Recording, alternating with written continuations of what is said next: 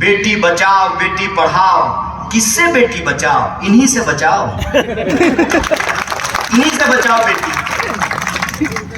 आप देख लीजिए कि बलात्कार के आरोपियों को टिकट दिए हैं, खुद प्रधानमंत्री जाकर के उसका प्रचार किए हैं, और एक दो महिला नहीं 3000 महिलाओं ने शोषण का आरोप लगाया है, यौन शोषण का आरोप लगाया है महिलाओं के ऊपर।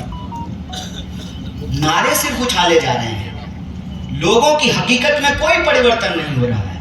वो मिट्टी महाराष्ट्र जहां महिलाओं को बहुत सम्मान का दर्जा दिया जाता है, आए दिन महिला के खिलाफ कोई ना कोई अपराध होता है। आप सोच करके देखिए कि यह राज्य कितना कलंकित हुआ होगा जब बदलापुर की घटना हुई। कहां चला गया कानून व्यवस्था? कहां चली गई महिलाओं की सुरक्षा? एक भी वादा हमको बता दीजिए जो इन्होंने पूरा किया हो। इनको मालूम है कि ये ना रोजी दे रहे हैं, ना रोजगार दे रहे हैं, ना शिक्षा दे रहे हैं, ना काम दे रहे हैं, ना लोगों को सुरक्षा दे रहे हैं, ना सम्मान दे रहे हैं। इसीलिए जब चुनाव आता है तो ये पूरे के पूरे चुनाव में, पूरे के पूरे प्रचार के दौरान जनता को गुमराह करने की कोशिश करते हैं, जनता को आपस में लड़ाने की कोशिश करते हैं, उनको भटकाने की कोशिश करते हैं। इसीलिए मेरा आप सबसे निवेदन है, 20 नवंबर दिन बुधवार, अब की बार बेड़ा पार कर दो जल्दी से, बढ़िया से भैया भ्रष्टाचार का इलाज। और यह काम सिर्फ और सिर्फ महाराष्ट्र के लोग कर सकते हैं। इसीलिए मैं आपसे ये निवेदन कर रहा हूं कि जो पूरी की पूरी साजिश रची जा रही है, उस साजिश का पर्दाफाश करने का जरूरत है। बड़ा बड़ा प्रचार किया गया टीवी पे कि भारत की अर्थव्यवस्था दुनिया की तीसरी सबसे बड़ी अर्थव्यवस्था हो गई है। आनंद की बात है, खुशी की बात है कि तीसरी सबसे बड़ी अर्थव्यवस्था हो गई है। मेरे जैसे साधारण व्यक्ति के मन में एक साधारण प्रश्न आता है कि अर्थव्यवस्था अगर दुनिया की तीसरी सबसे बड़ी बन गई है तो वो 80 करोड़ लोग कौन है जो 5 किलो अनाज लेने के लिए लाइनों में खड़े?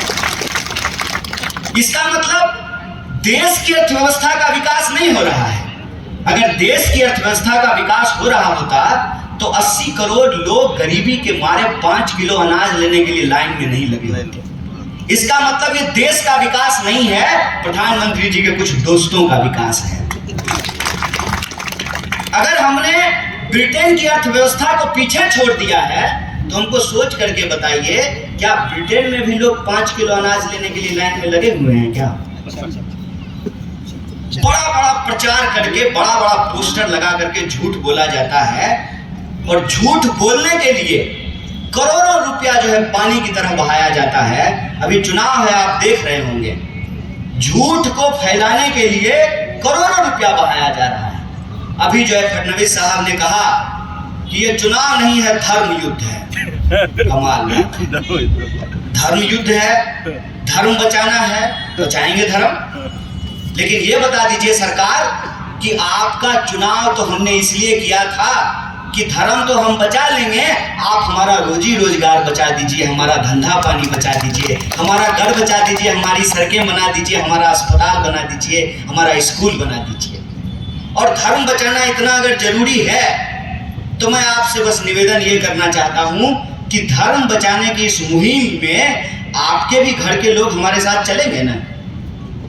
ऐसा तो नहीं होगा कि किसान का बच्चा, गरीब का बच्चा, दलित का बच्चा, आदिवासी का बच्चा, पिछड़ा का बच्चा, किसान का बच्चा, गरीब लोगों का बच्चा धर्म बचाएगा और आपका बाल बच्चा ऑक्सफोर्ड में जाकर के PhD करेगा।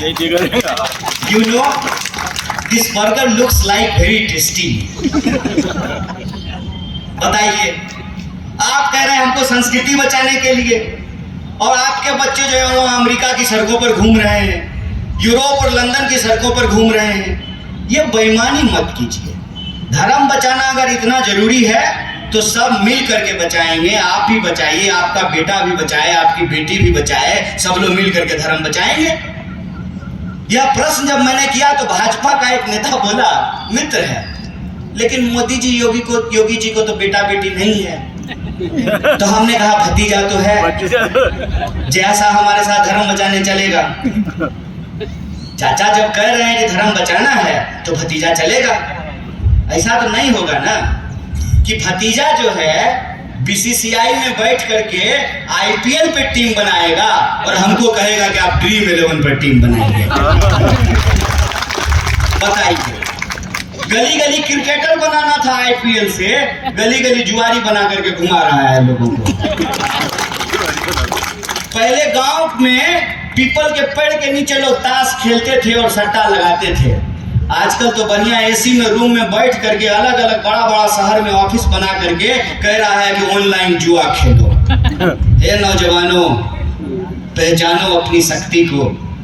आप उस मिट्टी के नौजवान हो जिस मिट्टी पे शहीद आजम भगत सिंह पैदा हुआ।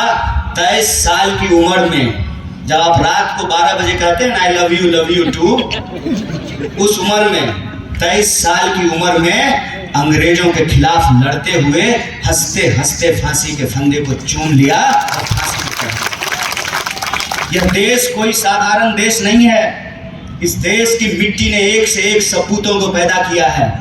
इसीलिए मैं इस देश के नौजवानों से, महाराष्ट्र के नौजवानों से ये अपील करता हूं, हमको हमारा मुस्तकबिल तय करना पड़ेगा।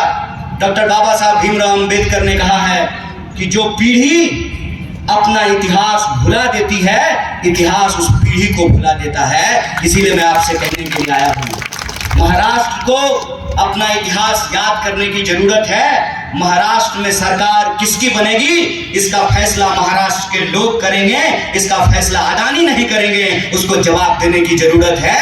और अगर आप ये फैसला लेते हैं तो मैं आपको बता दूं, हम लोग इस चुनाव को बड़ी गंभीरता से लड़ रहे हैं।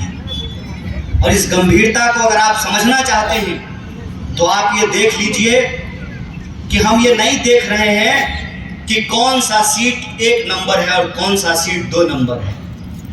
हम आपस में एक दूसरे का बात मान रहे हैं और पार्टी के तौर पे अगर हमको कुछ त्याग भी करना पड़े तो कांग्रेस पार्टी त्याग करने के लिए तैयार है। लेकिन हम चाहते हैं कि इस बार महाराष्ट्र में परिवर्तन हो और ये परिवर्तन आप कर सकते हैं। और ये शानदार संयोग देखिए कि 45 साल का इनका अनुभव है। ये जो है अब कांग्रेस पार्टी में है, 1 नंबर आदमी है और 1 नंबर बैलेट इनको मिला है। बस 20 तारीख को आपको इनको 1 नंबर पर ही रखना है, क्योंकि जब आप इनको 1 नंबर पर रखिएगा तो हम 5 गारंटी पूरा कर पाएंगे। और वो 5 गारंटी जिसके बारे में आपके बात करूंगा, लेकिन मैं अपने प्रत्याशी के